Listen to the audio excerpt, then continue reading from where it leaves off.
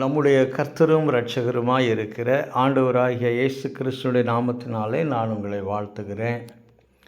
கர்த்தருடைய வார்த்தையை கொண்டு உங்களோடு பேசுவதில் நான் மகிழ்ச்சி அடைகிறேன். தேவன் கொடுத்த இந்த அருமையான வாய்ப்புக்காக நான் நன்றி சொல்கிறேன். இந்த வாரம் ஒரு தேவ மனுஷன் ஆங்கிலத்திலே பேசும் கர்த்தருடைய வார்த்தையை தமிழிலே மொழியாக்கம் செய்யும்படியான ஒரு அழைப்பை நான் பெற்றிருந்தேன். அவர் பேசுகிற பொழுது ஒரு காரியத்தை குறித்து பேசினது என்னை அதிகமாக சிந்திக்க வைத்தது. அதாவது அவர் 4 செய்தி பேசினார். அவருடைய கடைசி செய்தியில் சொன்ன ஒரு காரியம்தான் நான் அதிகமாய் சிந்தித்தேன். அவர் சொன்ன காரியம் என்னவென்றால், வேதாகமத்திலே தேவனால் தெரிந்து கொள்ளப்பட்டவர்களுக்கு அநேக வாக்குத்தத்தங்கள் கொடுக்கப்பட்டிருக்கிறது. அவைகளில் பெரும்பாலானவைகள் மறுமைக்குரியதாகவும், அதாவது மறுமையில் என்று சொல்லி 2 விதமான ஆசீர்வாதங்களை நம்ம பார்க்குறோம் வேதாகமத்தில். மறுமைக்குரிய என்று சொல்லுகிற பொழுது நித்தியத்திலே இருக்கக்கூடிய ஆசீர்வாதத்தை பற்றி அநேக வாக்குத்தத்தங்கள் தெரிந்து கொள்ளப்பட்டவர்களுக்கு கொடுக்கப்பட்டிருக்கிறது.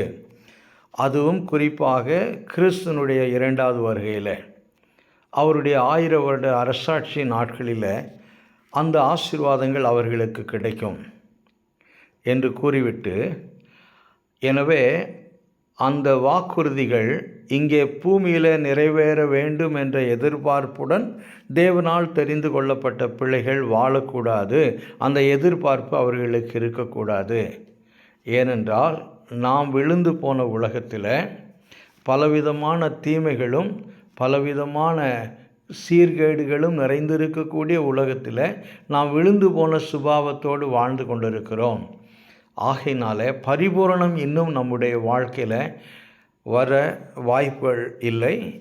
கிறிஸ்துவனுடைய 2வது வருகையில்தான் தேவனால் தெரிந்து கொள்ளப்பட்ட அழைக்கப்பட்ட பிள்ளைகளுக்கு கொடுக்கப்பட்ட வாக்குத்தத்தங்கள் பரிபூரணமாக நிறைவேறும் என்று சொல்லி அவர் தன்னுடைய கடைசி செய்தியில் பேசினார். அதை குறித்து சிந்தித்து விட்டு மறுநாள் காலையில் நான் வேதத்திலிருந்து ஒரு பகுதியை வாசித்தேன். அதுதான் இந்த நாளின் செய்தியாக நான் உங்களோடு பகிர்ந்து கொள்ள இருக்கக்கூடிய காரியம்.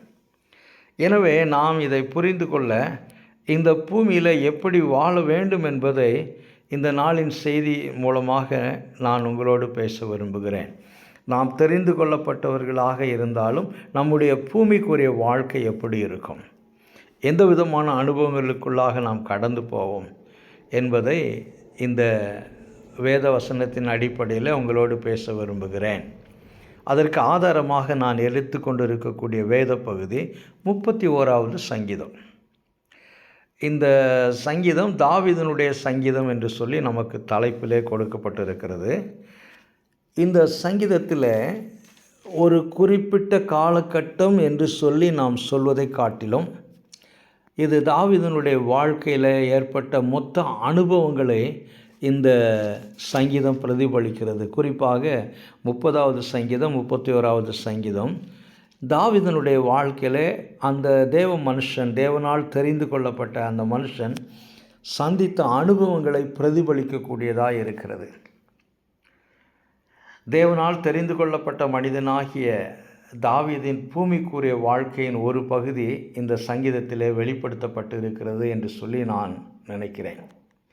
இந்த தேவ மனிதன் மேன்மையான வாக்குத்தத்தங்களை பெற்றுக்கொண்டான் என்று சொல்லி வேதத்தை நன்றாக அறிந்திருக்கிறவர்களுக்கு தெரியும்.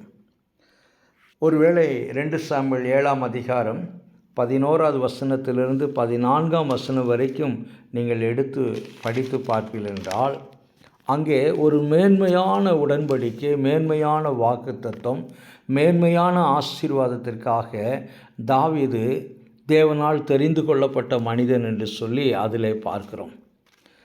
ஒருவேளை நீங்கள் அதை வாசித்து பார்க்கிற பொழுது அதில் 7 விதமான ஆசீர்வாதங்கள் தாவீதிற்கு வாக்குத்தத்தமாய் அந்த 2 சாமுவேல் 7ஆம் அதிகாரம் 11வது வசனத்திலிருந்து 14ஆம் வசனம் வரைக்கும் அங்கே கொடுக்கப்பட்டிருக்கிறது. என்னவென்று சொல்லி பார்ப்போம் என்றால், உன்னுடைய எல்லா சத்துருக்களுக்கும் உன்னை நீங்களாக்கி விடுவிப்பேன். கர்த்தர் இந்த மனுஷனுக்கு கொடுக்கிற வாக்குத்தத்தம் ஒன்று. இரண்டாவதாக, உன்னை உன் சத்துருக்களின் கைகளில் நின்று விலக்கி உன்னை இளைப்பாற பண்ணுவேன். அப்படி என்றால் உன் வாழ்க்கையில் உனக்கு சமாதானத்தை கொடுப்பேன் என்று கர்த்தர் வாக்குத்தத்தம் பண்ணியிருக்கிறார். மூன்றாவதாக, நான் உன் வாழ்க்கையை கட்டுவேன், அதாவது உனக்கு வீட்டை கட்டுவேன் என்று சொல்லுகிற பொழுது, நாம் கைகளால் பல காரியங்களை வைத்து, அதாவது சிமெண்ட், செங்கல், இரும்பு போன்ற காரியங்களை வைத்து நாம் கைகளால் கட்டுகிற அந்த வீட்டை பற்றி தேவன் சொல்லவில்லை. மாறாக அதில் ஒரு உண்மை என்னவென்று சொல்லி பார்க்கிற பொழுது, உன்னுடைய வாழ்க்கையை நான் கட்டுவேன் என்று கர்த்தர் சொல்லுகிறார். பின்பு நான்காவதாய் பார்க்கிற பொழுது, தாவீதுக்கு உனக்கு ஒரு சந்ததியை உண்டாக்குவேன் என்று சொன்னார். பின்பு ஐந்தாவதாக, உன் ராஜ்யத்தை நிலைப்படுத்துவேன் என்று கர்த்தர் சொல்லுகிறார். ஏனென்றால் 2 சாமுவேல் 7ஆம் அதிகாரம் தாவீதோடு கர்த்தர் பேசுகிற பொழுது, அந்த 7ஆம் அதிகாரத்தில் தாவீது முழு இஸ்ரவேல் தேசத்திற்கும் ராஜாவாக வந்து அரியணையில் இருக்கக்கூடிய மனிதன், முழு தேசத்திற்கு ராஜாவாக இருக்கிறான். இப்பொழுது அரண்மனையில் வசதியான வாழ்க்கையோடு வாழ்ந்து கொண்டு இருக்கக்கூடிய மனிதன். அந்த மனிதனிடத்தில் வந்து கர்த்தர் அந்த 2 சாமுவேல் 7ஆம் அதிகாரத்தில் பேசுகிறார். உன் ராஜ்யத்தை நிலைப்படுத்துவேன் என்று சொன்னார். பின்பு உன் சந்ததியை என்றென்றைக்கும் ஆசீர்வதிப்பேன் என்கிறார். அது மிகவும் உன்னதமான ஒரு ஆசீர்வாதம். பின்பு கடைசியாக 7ஆவதாக, உன் சந்ததி, உன் ராஜ்யம், உன் சிங்காசனம்.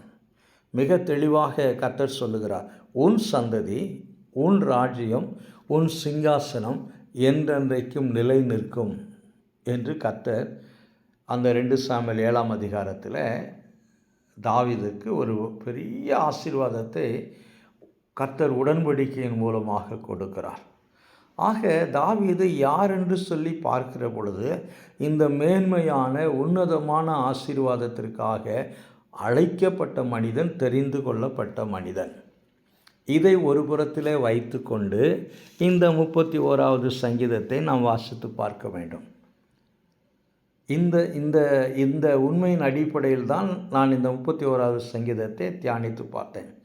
இந்த உண்மையின் அடிப்படையில் இந்த 31வது சங்கீதத்தை நான் முழுமையாய் தியானித்த பிறகு, தாவீதனுடைய வாழ்க்கையில், தெரிந்து கொள்ளப்பட்ட இந்த மனுஷனுடைய வாழ்க்கையில் இருந்து கற்றுக்கொள்ள வேண்டிய காரியங்கள் என்ன என்பதன் அடிப்படையில் இதை நான் தியானிக்கிற பொழுது நான் இந்த காரியங்களை புரிந்து கொண்டு உங்களோடு பேசுகிறேன். ஆக இந்த பெரிய அழைப்பை பெற்ற மனிதன், இரண்டாவதாய் பார்க்கிற பொழுது, இந்த சங்கீதத்திற்குள்ளாக கடந்து போய் பார்க்கிற பொழுது தாவீதனுடைய சூழ்நிலை என்னவென்று சொல்லி பார்க்கிறோம். முதலாவதாக, call of David or chosen choice of David. தேவன் அவனுக்கு கொடுத்திருக்கக்கூடிய அழைப்பு என்ன என்று சொல்லி நாம் பார்க்கிறோம். இரண்டாவதாய் பார்க்கிற பொழுது, த கான்டெக்ஸ்ட் ஆஃப் டேவிட். இந்த 31வது சங்கீதத்திற்குள்ளே நீங்கள் கடந்து போய் பார்ப்பீர்கள் என்றால், இவ்வளவு உன்னதமான அழைப்பை பெற்ற தேவ மனிதனாகிய தாவீதனுடைய வாழ்க்கையை இந்த 31வது சங்கீதத்திற்குள்ளாக கடந்து போய் பார்க்கிற பொழுது, அவன் வாழ்க்கையில் வெட்கமடையக்கூடிய ஒரு சூழ்நிலையில் இருப்பதை நாம் பார்க்கிறோம். 1வது வசனத்தில் 31வது சங்கீதம், கர்த்தாவே உம்மை நம்பி இருக்கிறேன், நான் ஒரு காலம் வெட்கமடையாதபடி செய்யும். அப்படி என்றால், அழைக்கப்பட்ட மனிதன், தெரிந்து கொள்ளப்பட்ட மனிதன், பெரிய வாக்குத்தத்தத்தை பெற்ற மனிதன், ஆனால் வாழ்க்கையில் வெட்கமடையக்கூடிய ஒரு சூழ்நிலைக்குள்ளாக கடந்து போய் கொண்டிருக்கிறான். எனக்கு அருமையான தேவனுடைய பிள்ளைகளை, நாம் யோசித்து பார்க்க வேண்டும், நாம் சிந்தித்து பார்க்க வேண்டும். ஒரு புறத்திலே தேவ அழைப்பு இருக்கிறது, ஒரு புறத்திலே தேவனால் தெரிந்து கொள்ளப்பட்ட பிள்ளைகள் இருக்கிறார்கள். நாமும் தேவனால் அழைப்பை பெற்றிருக்கிறோம், தேவனால் தெரிந்து கொள்ளப்பட்ட பிள்ளைகளாக இருக்கிறோம். இந்த பூமியிலே நாமும் தேவனோடு நடக்கிறோம், விசுவாசத்தோடு இருக்கிறோம், நம்பிக்கையோடு இருக்கிறோம், தைரியத்தோடு நாம் தேவனோடு போய் கொண்டிருக்கிறோம், முழு நம்பிக்கையோடு நாம் கர்த்தரை பின்பற்றி கொண்டிருக்கிறோம். ஆனால் மற்றொரு புறத்தில் நாம் சந்திக்கக்கூடிய வாழ்க்கையின் சூழ்நிலைகள் இந்த 31வது சங்கீதத்தில் தாவீதை போல நமக்கு கடந்து வரும். அதற்காகத்தான் இந்த சங்கீதத்தை எடுத்து நான் உங்களோடு பேசி கொண்டிருக்கிறேன். வாழ்க்கையில் வெட்கமடையும் ஒரு சூழ்நிலையை இந்த தேவ மனிதன் சந்தித்து கொண்டிருக்கலாம். அது மாத்திரமல்ல, இது மிக அருமையான சங்கீதம். வாசித்து பாருங்கள். 1வது வசனத்தில், உமது நீதியின் படி என்னை விடுவியும், பின்பு 2வது வசனத்தில், உமது செவியை எனக்கு சாய்த்து சீக்கிரமாக என்னை தப்புவியும், என்னை விடுவியும், என்னை காப்பாற்றும் என்ற வார்த்தைகளை இந்த சங்கீதத்தில் மீண்டும் மீண்டுமாக நாம் பார்க்கிறோம். அப்படி என்று சொன்னால், வாழ்க்கையில் ஆபத்தான ஒரு சூழ்நிலைக்குள்ளாக இந்த அழைப்பை பெற்ற மனிதன், தேவனால் தெரிந்து கொள்ளப்பட்ட மனிதன் கடந்து போய் கொண்டிருக்கிறான். விடுவியும் ஆண்டவரே, தப்புவியும் ஆண்டவரே, நடத்தும் ஆண்டவரே என்று சொல்லி கேட்கக்கூடிய வார்த்தைகளை இந்த 31வது சங்கீதத்திலே பார்க்கிறோம். சரி, 3வதாய் பார்க்கிற பொழுது, ஒரு பாதுகாப்பற்ற ஒரு சூழ்நிலையில் இந்த தேவ மனுஷனுடைய வாழ்க்கை கடந்து போய் கொண்டிருக்கிறது.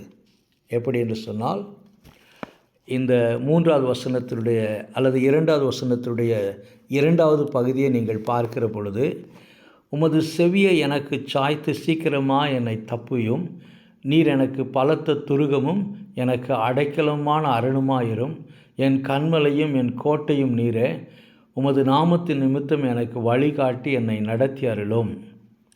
அப்படி என்று சொன்னால், ஒரு பாதுகாப்பற்ற சூழ்நிலைக்குள்ளாக இந்த தேவ மனிதன் கடந்து போய் கொண்டிருக்கிறான். தொடர்ந்து இந்த சங்கீதத்தை படிக்கிற பொழுது 4வதாக என்ன பார்க்கிறோம் என்றால், மிகுந்த நெருக்கமும் துக்கமுமான ஒரு சூழ்நிலைக்குள்ளாக இந்த மனிதன் கடந்து போய் கொண்டிருக்கிறான். பின்பு தவிப்பும் சஞ்சலமும் நிறைந்திருக்கக்கூடிய ஒரு சூழ்நிலையின் மத்தியில் இந்த தேவ மனிதன் வாழ்ந்து கொண்டிருப்பதை பார்க்கிறோம். 10வது வசனம், என் பிராணன் சஞ்சலத்தினாலும் என் வருஷங்கள் தவிப்பினாலும் கழிந்து போயிற்று. என் பிராணன் சஞ்சலத்தினால் கழிந்து போயிற்று, என் வருஷங்கள் தவிப்பினால் கழிந்து போயிற்று, என் பலன் குறைந்து போயிற்று, என் எலும்புகள் உலர்ந்து போயிற்று. வார்த்தைகளை கவனித்து பாருங்கள். செத்தவனைப் போல எல்லாராலும் முழுவதுமாய் மறக்கப்பட்டேன், உடைந்த பாத்திரத்தைப் போலானேன், எனக்கு அறிமுகமானவர்களுக்கு நான் அருக்களிப்புமானேன், வீதியில் என்னை கண்டவர்கள் எனக்கு விலகி ஓடிப்போனார்கள்.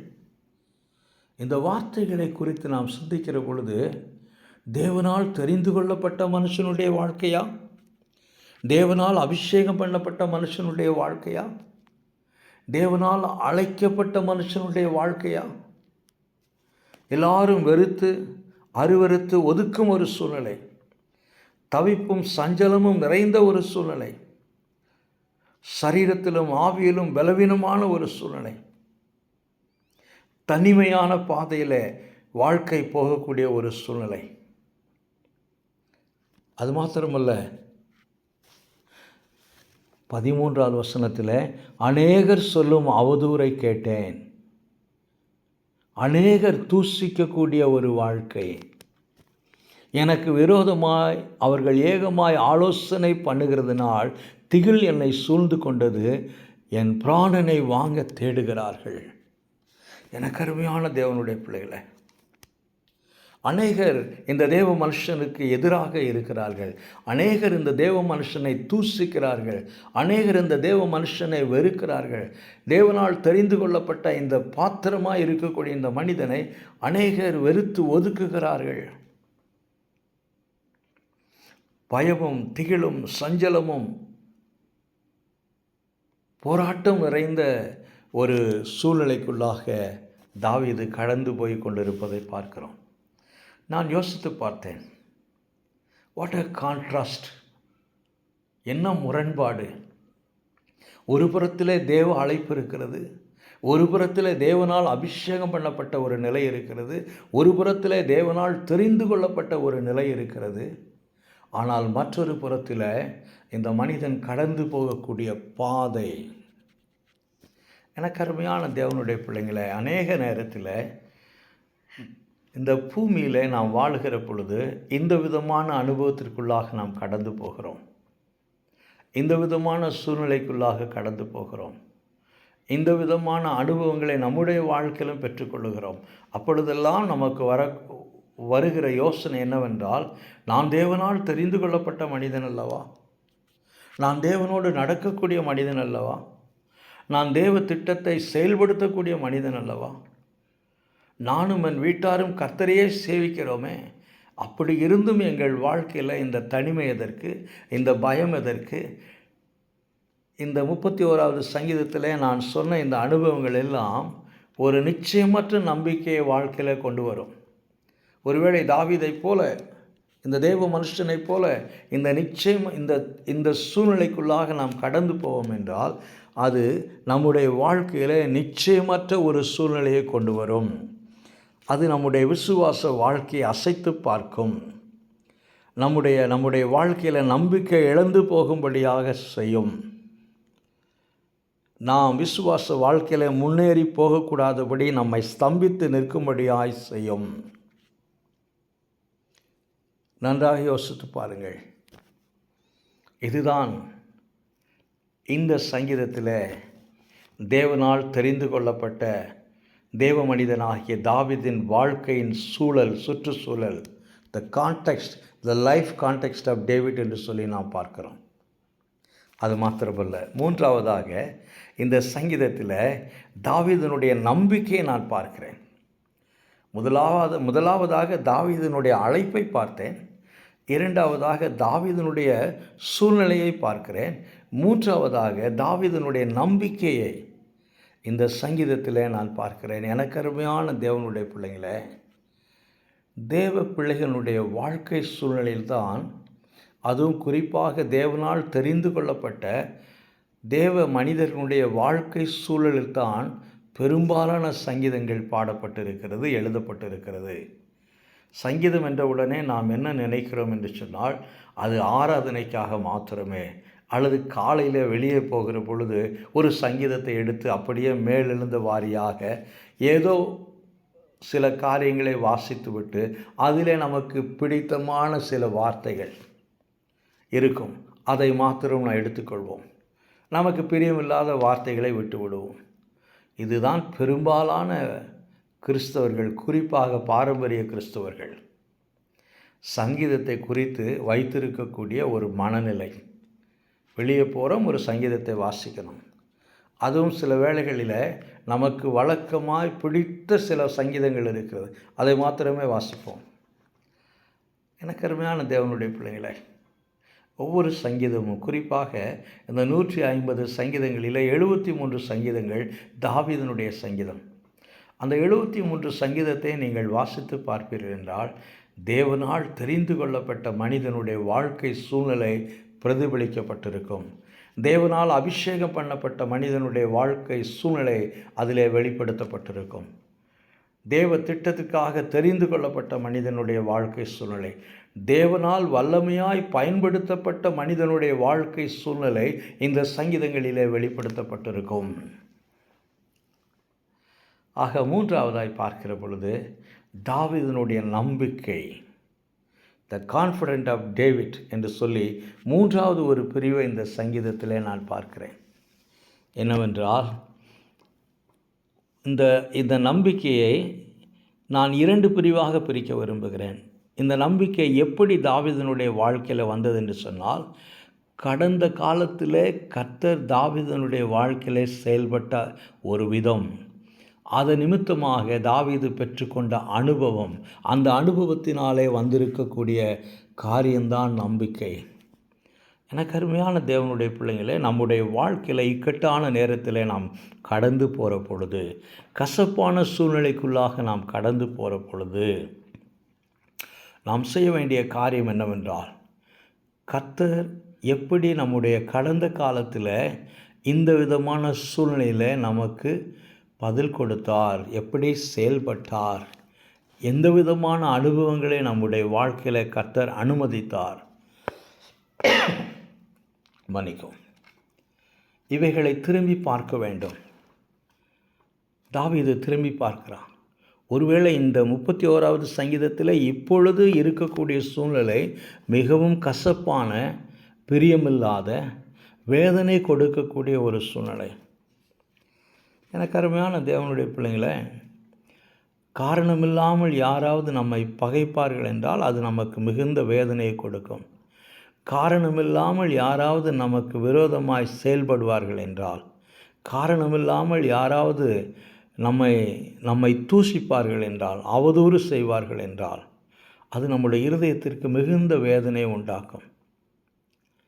அது நம்முடைய விசுவாச வாழ்க்கையை மிகவும் பின்னடையும்படியாய் செய்துவிடும். நமக்கு மிகுந்த சோர்வு உண்டாகும். எனக்கு அருமையான தேவனுடைய பிள்ளைங்களை, இங்கே தாவீது என்ன செய்கிறான் என்று சொல்லி பார்க்கிற பொழுது, நம்பிக்கை எப்படி தாவீதிற்கு வருகிறது என்று சொல்லி பார்க்கிற பொழுது, தன்னுடைய கடந்த கால அனுபவத்தை பார்க்கிறான். எப்படி? 5வது வசனத்தை நீங்கள் வாசிக்கிற பொழுது, உமது கையில் என் ஆவியை ஒப்புவிக்கிறேன், சத்தியபரனாகிய கர்த்தாவே நீர் என்னை மீட்டு கொண்டீர். இது கடந்த காலம். என்னை மீட்டு கொண்டீர், இது கடந்த காலத்தில். பின்பு 18வது வசனத்தை வாசிக்கிற பொழுது அங்கே தாவீது ராஜா சொல்லுகிற காரியம் என்னவென்றால்,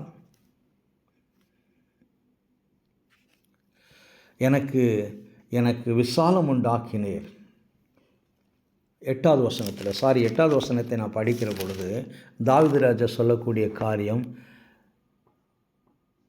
சத்துருவின் கையில் என்னை ஒப்புக்கொடாமல் என் பாதங்களை விசாலத்திலே நிறுத்தினீர். 5வது வசனத்தில் என்னை மீட்டு கொண்டீர். 8வது வசனத்தில் நெருக்கத்திலே நான் கடந்த காலத்திலே கடந்து போனேன். இதே போல் ஒரு நெருக்கம் கடந்த காலத்திலும் என்னுடைய வாழ்க்கையில் கடந்து வந்தது. ஆனால் கர்த்தாவே அப்பொழுது என் நெருக்கத்திலிருந்து எனக்கு விடுதலை கொடுத்து என்னை விசாலத்திலே நிறுத்தினீர். பின்பு நாம் 22வது வசனத்தை வாசிக்கிற பொழுது, உம்முடைய கண்களுக்கு முன்பாக இராதபடிக்கு வெட்டுண்டேன் என்று என் மனக்கலக்கத்திலே சொன்னேன். இது கடந்த காலம். ஆனாலும் நான் உம்மை நோக்கி கூப்பிட்ட போது என் விண்ணப்பங்களின் சத்தத்தை கேட்டீர். ஆக கடந்த காலத்தில் கர்த்தர் தாவீதினுடைய விண்ணப்பத்தை கேட்டிருக்கிறார். கர்த்தர் பதில் கொடுத்திருக்கிறார். அழிவிலிருந்து கர்த்தர் காப்பாற்றியிருக்கிறார். இது கடந்த கால அனுபவம். ஸோ இதை மையமாக வைத்து தாவீதிற்கு நம்பிக்கை வருகிறது. என்ன நம்பிக்கை? வசனம் 7, நீர் என் உபத்திரத்தை பார்த்து என் வியாகுலங்களை அறிந்திருக்கிறீர். நீர் என் உபத்திரத்தை பார்க்கிறீர், நீர் என் வியாகுலங்களை அறிந்திருக்கிறீர். என்னை மீட்டு கொண்டீர், என்னை விசாலத்திலே நிறுத்தினீர், என்னை அழிவிலிருந்து காப்பாற்றினீர், என் விண்ணப்பத்துக்கு செவி கொடுத்தீர். எனவே கடந்த கால அனுபவத்தை வைத்து நான் பார்க்கிற பொழுது எனக்கு நம்பிக்கை வருகிறது. ஆண்டவரே, நீர் என்னை காண்கிற தேவன், நீர் என் சூழ்நிலைகளை அறிந்திருக்கிற தேவன். நான் கடந்து செல்லும் பாதையை நீர் அறிந்திருக்கிற தேவன். அது மாத்திரமல்ல, 15வது வசனத்திலே நாம் வாசிக்கிற பொழுது, என் காலங்கள் உமது கரத்தில் இருக்கிறது. என் காலங்கள் உமது கரத்தில் இருக்கிறது. அப்படி என்று சொன்னால், நான் கடந்து செல்லும் பாதை, என் காலங்கள், என் வாழ்க்கை தேவனுடைய ஆளுகையின் கீழாக இருக்கிறது. பின்பு 19வது வசனத்தை பார்க்கிற பொழுது ஒரு அற்புதமான ஒரு காரியத்தை தாவீது இங்கே சொல்வதை பார்க்கிறோம். உமக்கு பயந்தவர்களுக்கும் மனுபுத்திரருக்கு முன்பாக உம்மை நம்புகிறவர்களுக்கும் நீர் உண்டு பண்ணி வைத்திருக்கிற உம்முடைய நன்மை எவ்வளவு பெரிதாக இருக்கிறது. அப்படி என்றால், கர்த்தாவே, நல்ல எதிர்காலத்தை எனக்கு வைத்திருக்கிறேன், எனக்கு நன்மையான காரியங்களை வைத்திருக்கிறேன். பின்பு 24வது வசனத்துக்குள்ளாக நீங்கள் கடந்து வருகிற பொழுது, 23வது வசனத்துக்குள்ளாக நீங்கள் கடந்து வருகிற பொழுது, கர்த்தர் பரிபூரணமாய் பதிலளிப்பார். கர்த்தர் பரிபூரணமாய் பதிலளிப்பார். ஆக தாவீதுடைய நம்பிக்கை கடந்த காலத்தில் தேவன் செய்த காரியத்தை மையமாக வைத்து, கடந்த காலத்தில் கர்த்தர் கொடுத்த விடுதலையை மையமாக வைத்து, இப்பொழுது சொல்லக்கூடிய காரியம், தேவன் எனக்கு நல்ல எதிர்காலத்தை வைத்திருக்கிறார், தேவனுடைய கரத்தில் என் காலங்கள், என் வாழ்க்கை இருக்கிறது, எனக்கு நன்மையான காரியங்களை வைத்திருக்கிறார், நிச்சயமாக தேவன் எனக்கு ஏற்ற வேளையில் பதிலளிப்பார் என்று சொல்லுகிறார். கடைசியாய் பார்க்கிற பொழுது தாவீது ராஜா இந்த சங்கீதத்தில் ஒரு ஒரு ஒரு தீர்மானம் எடுக்கிறார். கன்க்ளூஷன் ஆஃப் டேவிட் என்று சொல்லலாம். ஒரு முடிவான ஒரு தீர்மானத்திற்கு தாவீது வருவதை பார்க்கிறோம்.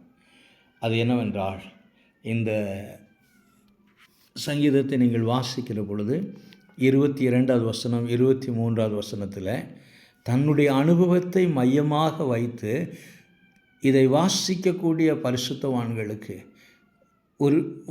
ஒருவேளை தேவ மனிதனாய் தாவீது ராஜா இருக்கிறபடினால தாவீதைப் போல தெரிந்து கொள்ளப்பட்டவர்களும், தாவீதைப் போல அழைக்கப்பட்டவர்களும், தாவீதைப் போல அபிஷேகம் பண்ணப்பட்டவர்கள் யாராக இருந்தாலும் இந்த விதமான அனுபவத்திற்குள்ளாக அவர்கள் கடந்து போவதற்கான வாய்ப்புகள் உண்டு. எனவே என்னுடைய வாழ்க்கையிலிருந்து நான் அவர்களுக்கு ஆலோசனை சொல்ல விரும்புகிறேன்.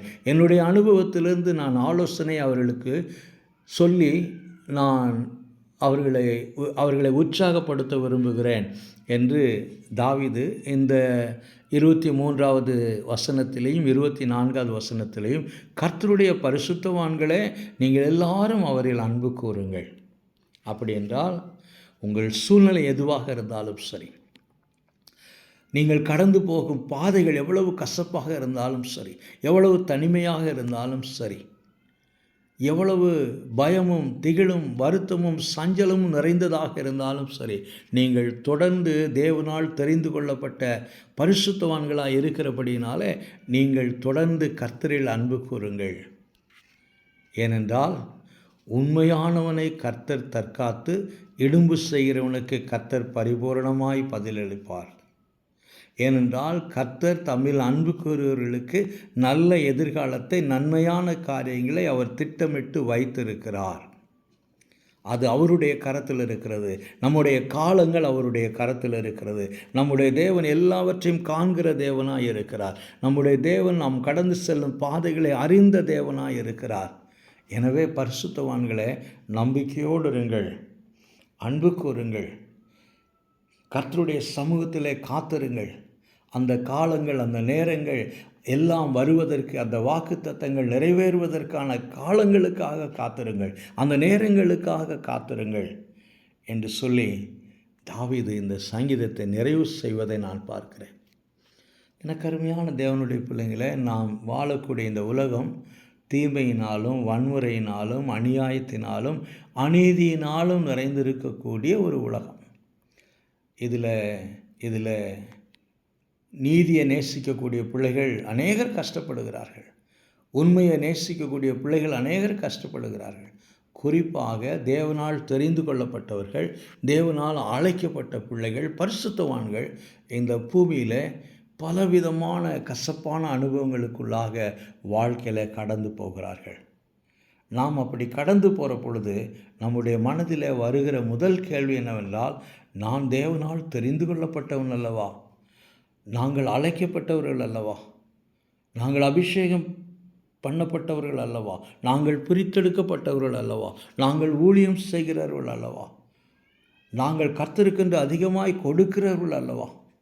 எங்களுக்கு ஏன் இப்படி நடக்கிறது? எங்கள் பிள்ளைகளுக்கு ஏன் இப்படி நடக்கிறது? ஏன் எங்களுக்கு இவ்வளவு தடைகள்? ஏன் நாங்கள் நினைத்த காரியங்கள் எங்களுக்கு வாய்க்கவில்லை?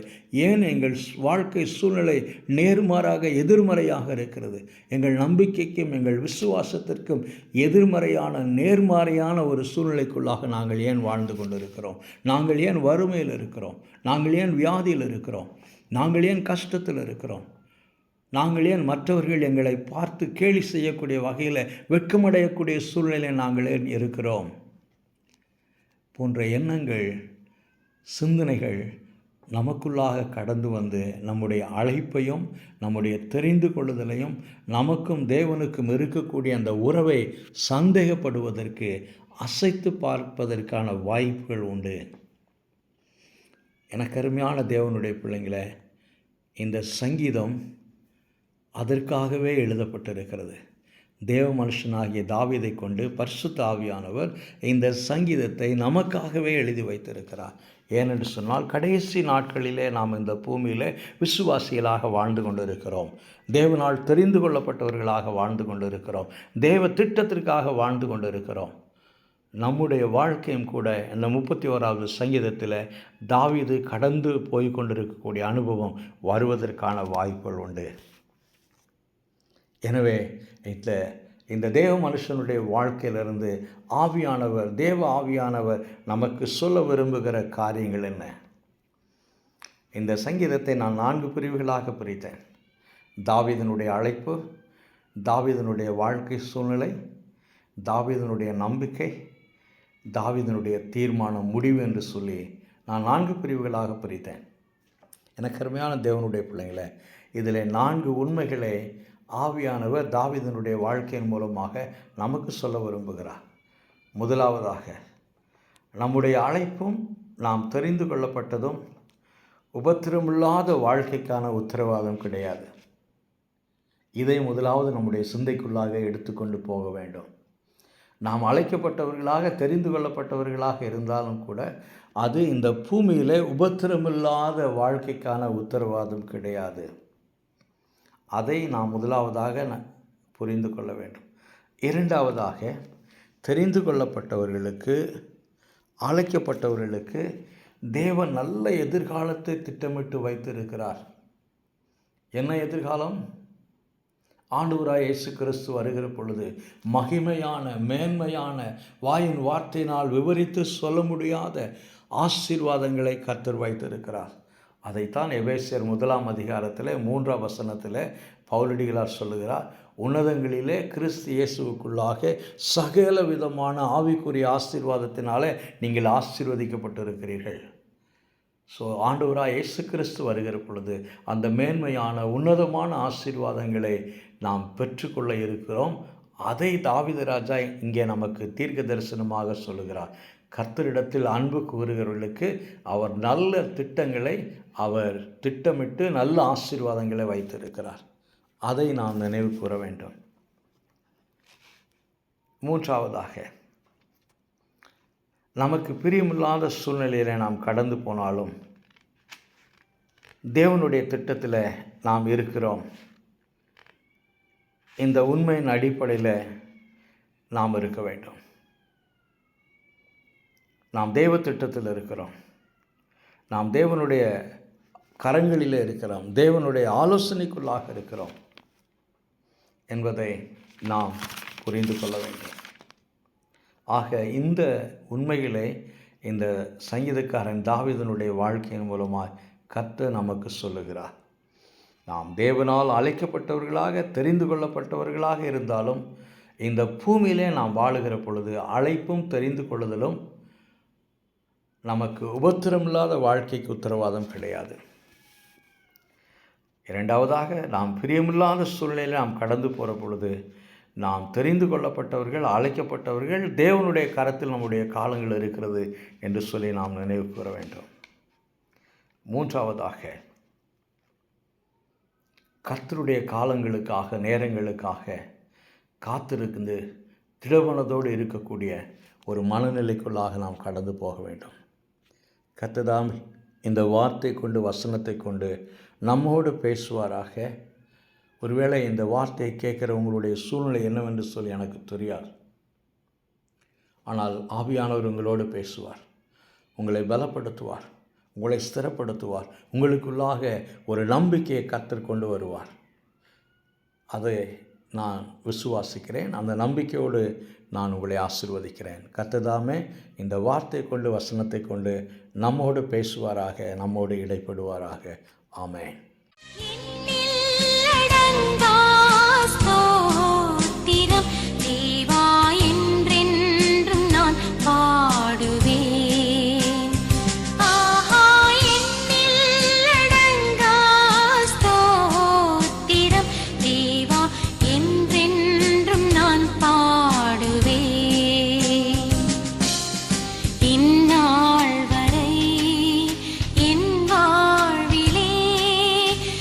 செய்த நன்மை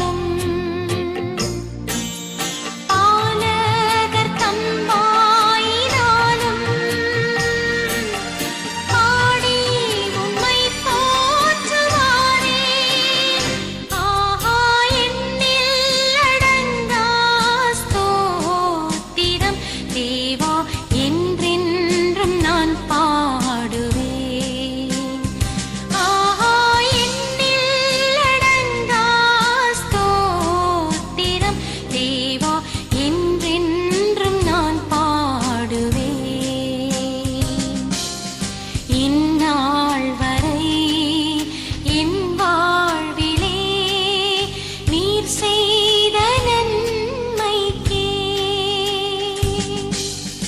இந்நாள் வரை என் வாழ்விலே நீர் செய்த நன்மைக்கே. ஆஹா, எண்ணில் அடங்கா ஸ்தோத்திரம் தேவா, என்றென்றும் நான் பாடுவேன்.